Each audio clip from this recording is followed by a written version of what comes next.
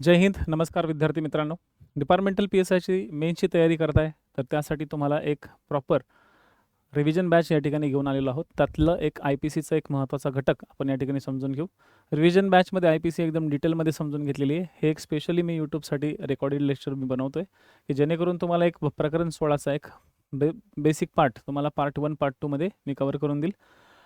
प्रकरण 16 हे IPCतील सगळ्यात महत्त्वाचं कलम किंवा महत्त्वाचं प्रकरण आहे, ज्याच्यामध्ये मानवी शरीरास बाधक होणाऱ्या अपराधांविषयी किंवा जीवितास बाधक होणाऱ्या अपराधांविषयीचे तरतुदी अशा 2 भागामध्ये या ठिकाणी दिलेले आहेत.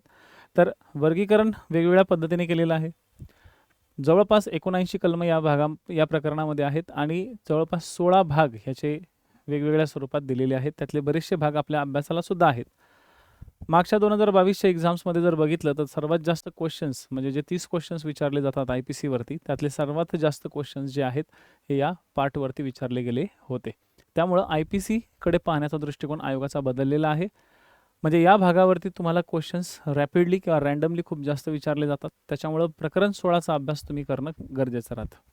या उद्देशानंच प्रकरण 16मध्ये सगळ्यात पहिलं जे कलम आहे कलम 299,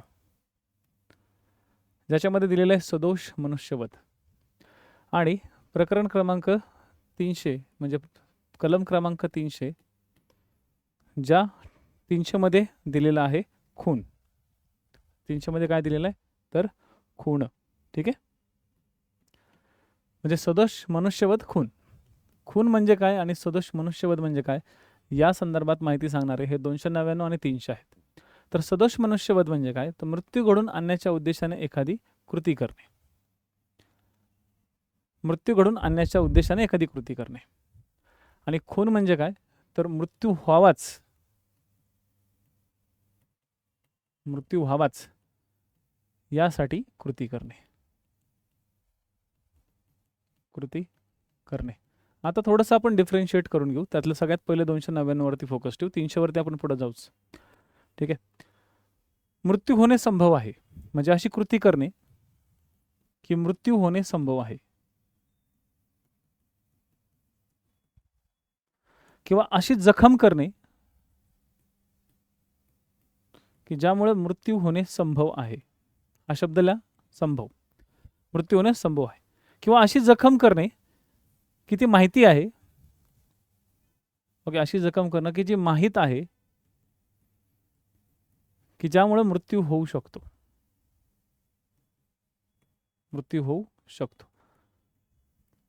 आपण जे काही कृत्य करतोय या कृत्याचा या ठिकाणी अर्थ असा निघतो की हा ठीक आहे, हे माहिती आहे मला, मी असा अमुक गोष्ट केल्यानंतर या कृत्यामुळं जर त्या ठिकाणी हे जर सक्सेसफुल झालं किंवा अशी एखादी शारीरिक जखम जर झाली यामुळे तर 100% माणूस मरणार.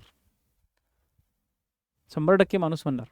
म्हणजे हा एखादा गड्डा खोदून ठेवतो 6 बाय 8 फुटाचा. 6 बाय 8 फुटाचा गड्डा खोदून ठेवतो आणि त्या गड्ड्याच्या खाली मोठ्या मोठ्या सळ्या लावून ठेवतो आणि त्याच्यावरती लाकडं टाकून त्याच्यावरती पालापाचोळा पसरून ठेवतो. त्याला माहिती आहे की या गड्ड्यावरती जो कोणी जाईल तो 100% खाली पडेल आणि त्याचा खाली पडल्यानंतर खालच्या ज्या सळ्या आहेत ह्या त्याच्या शरीरामध्ये वेगवेगळ्या ठिकाणी घुसून त्याचा डेफिनेटली मृत्यू होईल, हे त्याला माहिती आहे. आणि यासाठी तो खड्डा खोदतोय आणि त्या खड्ड्यात जर जाऊन कोणी पडला आणि त्याचा तिथं मृत्यू झाला तर त्याला सदोष मनुष्यवध म्हणतात. त्याला काय म्हणतात? सदोष मनुष्यवध. तुम्हाला IPCच्या सेक्शन्समध्ये वेगवेगळे उदाहरणं दिलेली आहेत, ते उदाहरणं एकदा तुम्ही पाहून घ्याल. या ठिकाणी तुम्हाला हे समजून सांगायचं आहे की या ठिकाणी ला बलाच मारायचं होतं का? नाही. ने बला मारण्यासाठी तो खड्डा खोदून ठेवला असला तर तो खून झाला आणि त्यात बच पडला तर तो खून झाला. पण त्या ठिकाणी सपोज क पडला तर बला मारायचंच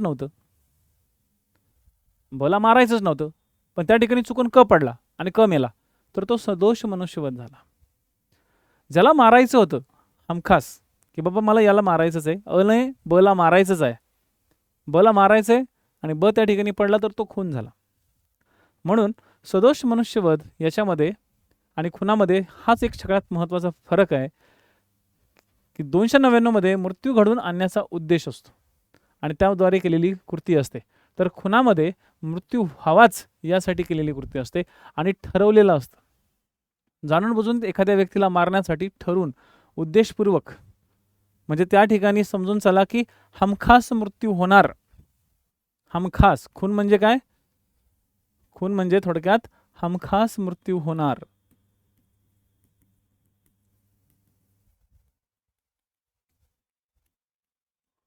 हमखास मृत्यू होणार. आणि सदोष मनुष्यवध म्हणजे काय? मृत्यूची शक्यता.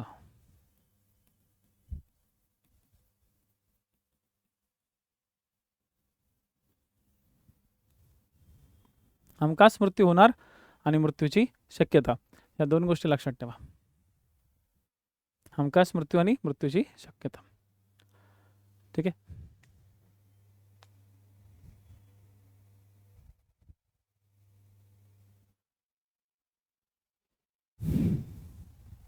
आणि या संदर्भात एकदम डिटेल ॲनालिसिस मी तुम्हाला ऑलरेडी रिव्हिजन बॅचमध्ये दिलेले. आता थोड्या वेळापूर्वीच रिव्हिजन बॅचच्या आपल्या सेक्शनमध्ये मी आय पी सीचे जवळपास प्रकरण 16वरचे 6 लेक्चर्स मी अपलोड केलेत रेकॉर्डेड, की जे की रेकॉर्डिंग लेक्चर्स करून ठेवले होते आधी, ते मी तुम्हाला त्या ठिकाणी अपलोड करतोय. थोडंसं डिपार्टमेंटल पी एस आयची तयारी करणारे मॅक्सिमम विद्यार्थी हे लाईव्ह लेक्चरला ॲट अ टाईम लगेच येतील अशी श्युरिटी नसते. सगळेजण आपापल्या सवडीनं आपापल्या ड्युटीनुसार ड्युटी मॅनेज करून आपला अभ्यास करत या ठिकाणी राहतात. त्याच्यामुळं जेवढे काही शक्य होईल तेवढं मी रेकॉर्डिंग कंटेंट त्या ठिकाणी ॲड करायचा प्रयत्न करणार आहे. रिव्हिजन बॅचमध्ये मायनर ॲक्टचे 19 कलमं किंवा मायनर ॲक्टचे 19 ॲक्टसुद्धा अपलोड झालेले आहेत. म्हणजे रेकॉर्डेड बॅच आता एकदम फुल झालेली आहे. त्याच्यामुळे डिपार्टमेंटलची तयारी करणाऱ्या विद्यार्थ्यांसाठी एक सुवर्ण संधी आहे की रेकॉर्डेड असलेली आणि लाईव्ह अशा दोन्ही फॉर्मॅटमध्ये असलेली जी आपली बॅच आहे, अगदी 1200 रुपयामध्ये तुम्हाला सगळा लॉ, फॉरेन्सिक सायन्स सोडून सगळा लॉ या ठिकाणी मी द्यायचा प्रयत्न करतोय. तर ती बॅच जर तुम्ही नवीन विद्यार्थी असाल आणि सध्या तुम्ही सर्च करताय की कुठेतरी आपल्याला डिपार्टमेंटल पी एस आयची रिव्हिजन बॅच मिळते का, तर एकदम योग्य प्लॅटफॉर्मवर आहात. किरण गुरुजी ॲप डाउनलोड करा आणि त्याद्वारे तुम्ही ही बॅच लगेचच्या लगेच घेऊन टाका. आता बघूया या सदोष मनुष्यवधाच्या संदर्भात असलेली गोष्टी. सपोज एखाद्या व्यक्तीला शारीरिक इजा आहे, माहिती आहे की त्याला एखादी शारीरिक इजा आहे.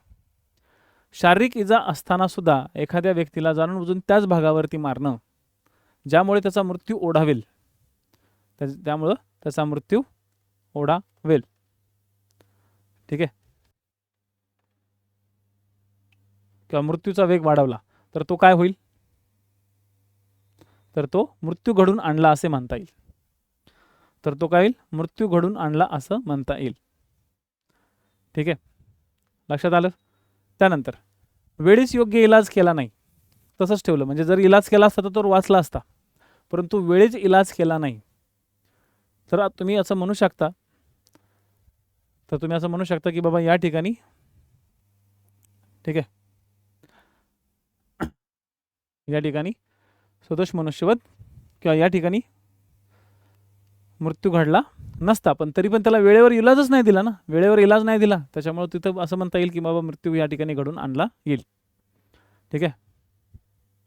मातेच्या गर्भातील जीवाचा, मातेच्या गर्भामध्ये जो जीव असतो त्याचा जर मृत्यू घडून आणला तर तो सदोष मनुष्यवध नसतो. ठीक आहे, ओके. सदोष मनुष्यवध तो होत नाही. मात्र 316 अंतर्गत तो गुन्हा मात्र होतो. 316 अंतर्गत, ठीक आहे, तो गुन्हा मात्र त्या ठिकाणी होतो. ओके, म्हणजे बालकाचा त्याग करणे किंवा त्याचा जन्म मृत्यू लपवणे वगैरेचे जे गुन्हे दिलेले आहेत त्या संदर्भात 315 ते 318च्या संदर्भात जे गुन्हे दिलेले आहेत तिथं मात्र तो गुन्हा मात्र नक्की होतो. ठीक आहे, चलो. तर कायम लक्षात ठेवा, ठीक आहे, कायम लक्षात ठेवा, सदोष मनुष्यवधामध्ये मृत्यूची शक्यता जास्त असते. आणि जर आपण खुनाचा बघितलं तर खून म्हणजे नक्की काय, तर खुनाची परिभाषा खूप वेगळ्या स्वरूपात या ठिकाणी मांडलेली आहे. खूनमध्ये मृत्यू घडून आणण्याच्या उद्देशाने केलेली कृती, तर तो सदृश्य मनुष्यवध खून होय. सदृश्य मनुष्यवध हा केव्हा खून नसतो या ठिकाणी त्याचे काही अपवाद या ठिकाणी दिलेले आहेत. पण आता त्या अपवादाकडे आपण नंतर जाऊच, पण त्याच्या आधी पहिले हे समजून घेऊ की 300 मध्ये काय सांगितलेलं आहे. ठीक आहे, मृत्यू घडून आणण्यासाठी केलेलं कृत्य म्हणजे खून. मृत्यू व्हावा किंवा घडवून आणण्यासाठी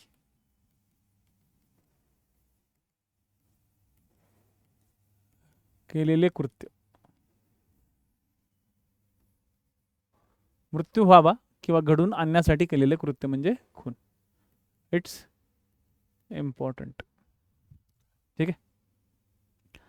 एखाद्या दुखापतीमुळे जीव जाईल हे माहीत असताना सुद्धा एखादी दुखापत अशी करणे, दुखापत करणे जे की माहीत आहे की यामुळे जीव जाऊ शकतो,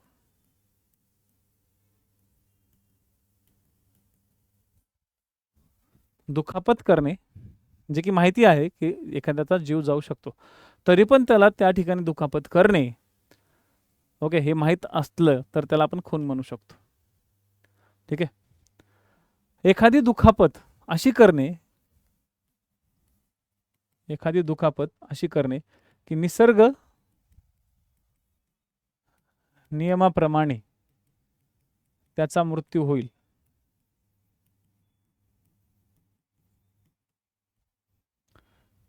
म्हणजे थोडक्यात ठरवूनच केल्यासारखी गोष्ट आहे ना, ठरवून केल्यासारखी गोष्ट आहे ना. त्याचा मृत्यू होईल हे त्याला माहिती आहे की बाबा मी अशी अशी दुखापत केली तर ह्याचा नक्कीच मृत्यू होईल. 4-5 ठिकाणी जर भोकसलं छातीमध्ये तर माहिती आहे की बाबा रक्तस्राव झाल्यानंतर दुखापत त्याला तो मरणारच. ठीक आहे. लक्षात. पुढच्या व्यक्तीला जीवे मारण्याच्या उद्देशाने ज्यावेळेस एखादी कृती केली जाते त्याला खून म्हणतात सरळ सरळ. सदोष मनुष्यवधामध्ये जीवे मारण्याचा उद्देश नसतो. सदोष मनुष्यवधामध्ये जीवे मारण्याचा उद्देशच नसतो, पण त्याच्या मृत्यूची शक्यता असते की बाबा हे असं केलं तर नक्की पुढे त्याचा मृत्यू होऊ शकतो. पण एखाद्याला जीवच मारायचा आहे असा त्यामागचा उद्देश या ठिकाणी नसतो. आणि म्हणूनच सदोष मनुष्यवधाचा जो भाग आहे तो लक्षात ठेवायचा प्रयत्न करा. आणि कायम डोक्यात हे ठेवा की आर्टिकल 300 आणि आर्टिकल 299 हा एकत्रित अभ्यास केल्यासारखा लक्षात ठेवा. ठीक आहे. मग सदोष मनुष्यवध खून केव्हा होत नाही या संदर्भात काही गोष्टी आहेत. म्हणजे आता इथं खून केव्हा होत नाही या पद्धतीचा विचार करा आणि त्या संदर्भात काही महत्त्वाचे 5 अपवाद तुम्हाला पुस्तकात दिलेले आहेत. लक्षात घ्या मित्रांनो की जवळपास 3 लेक्चर मी आर्टिकल 299 आणि 300 वरतीच घेतलेले आहेत आणि सगळे लेक्चर्स जवळपास 7 लेक्चर मी आज अपलोड केलेले आहेत. तर आज शक्य झालं, ठीक आहे, तर ह्या गोष्टी पाहून घ्या कारण की आज तुम्हाला 9 वाजेपर्यंत हा एक व्हिडिओ यूट्यूबला अवेलेबल होऊन जाईल.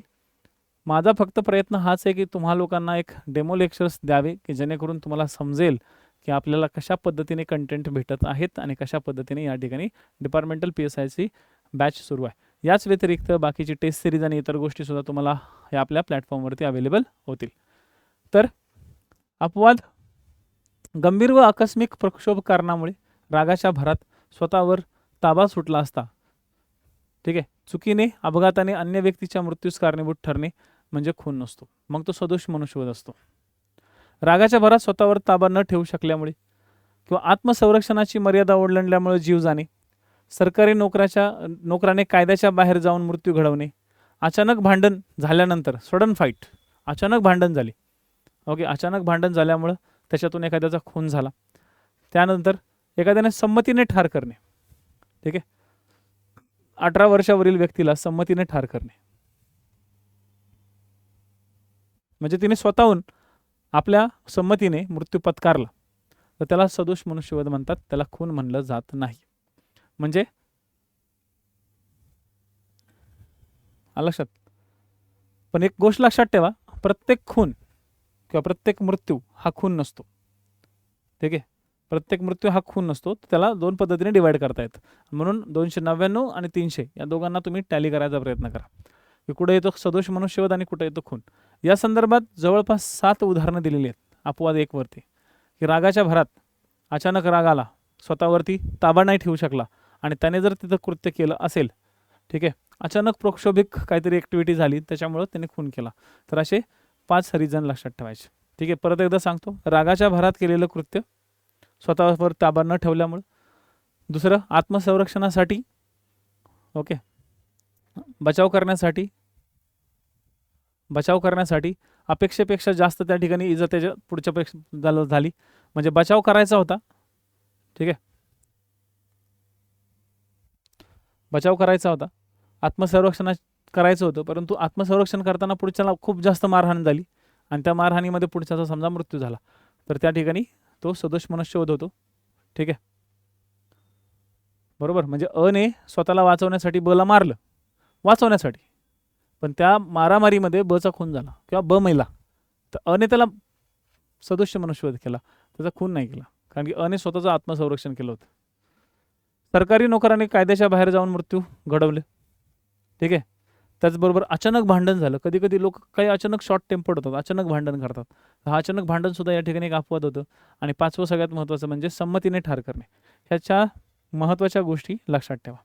ठीक आहे. ह्याच्या महत्त्वाच्या गोष्टी लक्षात ठेवा. इथपर्यंत गोष्ट लक्षात आली? ठीक आहे. त्यामुळे 299, 300 आणि आता येऊ आपण 301 वरती. 301 काय म्हणतोय? ज्या व्यक्तीचा मृत्यू घडून आणणे उद्देशित होते त्याहून अन्य व्यक्तीचा मृत्यू घडून आणण्याचे जर झाला तर त्याला सदोष मनुष्यवध म्हणतात. म्हणजे ज्या व्यक्तीला मारायचं होतं त्यापेक्षा वेगळ्याच व्यक्तीला मारलं गेलं, हेतूची अदलाबदली झाली किंवा व्यक्तीची अदलाबदली झाल्यासारखी असते. ओके. हेतूची अदलाबदली किंवा व्यक्तीची अदलाबदली या ठिकाणी महत्त्वाची नाही आहे, पण या ठिकाणी काय झालेली आहे तर या ठिकाणी एक कृती घडलेली आहे आणि ती कृती म्हणजे मारायचं होतं बला मेला क. ज्याला मारायचं होतं तो न मरता दुसराच कोणीतरी मेला. तर त्या ठिकाणी काय झालं तर त्या ठिकाणी हेतूची अदलाबदल या ठिकाणी महत्त्वाचं होत नाही. हेतू तो होताच कुणाला तरी मारायचा. म्हणजे खुनाचे कृत्य घडण्याच खुनाचे कृत्य करायचं होतं परंतु त्या ठिकाणी दुसराच कुणीतरी मेला. लक्षात. तर या ठिकाणी खुनाचे कृत्य घडल्याची जी शिक्षा आहे ती शिक्षा होईल. आणि सदोष मनाची वधाची कृती घडल्यास सदोष मनुष्यवधाप्रमाणेच कृती होईल. म्हणजे जर सपोज खून त्या ठिकाणी साबित झाला तर त्या ठिकाणी खुनाची शिक्षा होईल, आणि जर सदोष मनुष्यवध जर साबित झाला तर त्या ठिकाणी त्या संदर्भातली शिक्षा होईल. मग यानुसार यानुसार कोणत्या कोणत्या शिक्षा कुठे कुठे कशा कशा दिलेल्या आहेत तर या संदर्भात आपण समजून घेऊया. स्पेसिफिक मी IPC वरती, CRPC वरती किंवा बाकी CRPC नाही पण मायनर ॲक्टवरती शिक्षा संदर्भात काही महत्त्वाचे रेकॉर्डिंग कंटेंट मी तयार करतोय की फक्त तुमच्या एक चांगल्या शिक्षा कव्हर करून घ्यायच्या सगळ्या. आपण त्यावरती पण जरा विचार करूया. तर बघा 304 मध्ये आणि 303 मध्ये तर खुनासाठी जी शिक्षा दिलेली आहे 302 मध्ये, 303 मध्ये नाही, 302 मध्ये. लक्षात.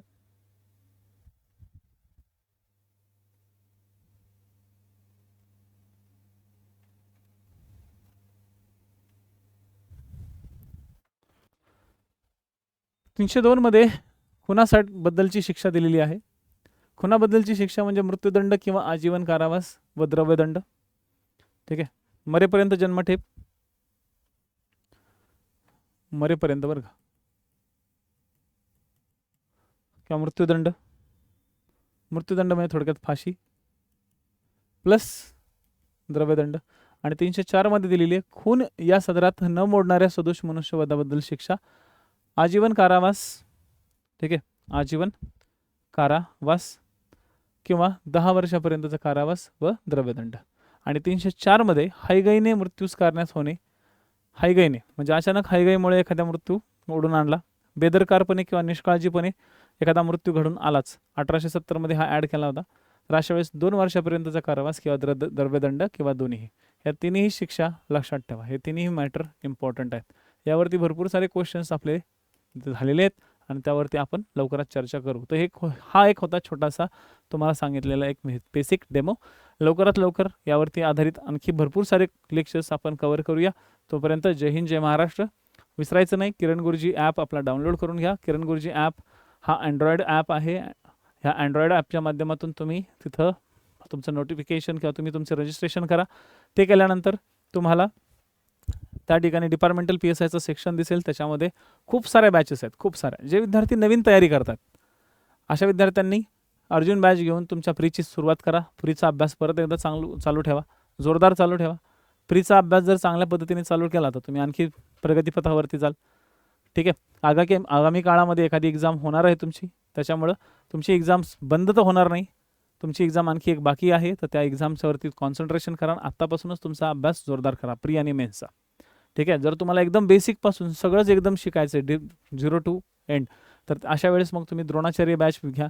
आणि तुम्हाला फक्त रिव्हिजन करायची आहे तर 1200 रुपयाची आपली ही छोटीशी बॅच जी आहे रिव्हिजन बॅच एक, ती रिव्हिजन बॅच एक तुम्ही घेऊन गेला. एवढं बोलून आजचं आपलं लेक्चर थांबवतो. जय हिंद, जय महाराष्ट्र.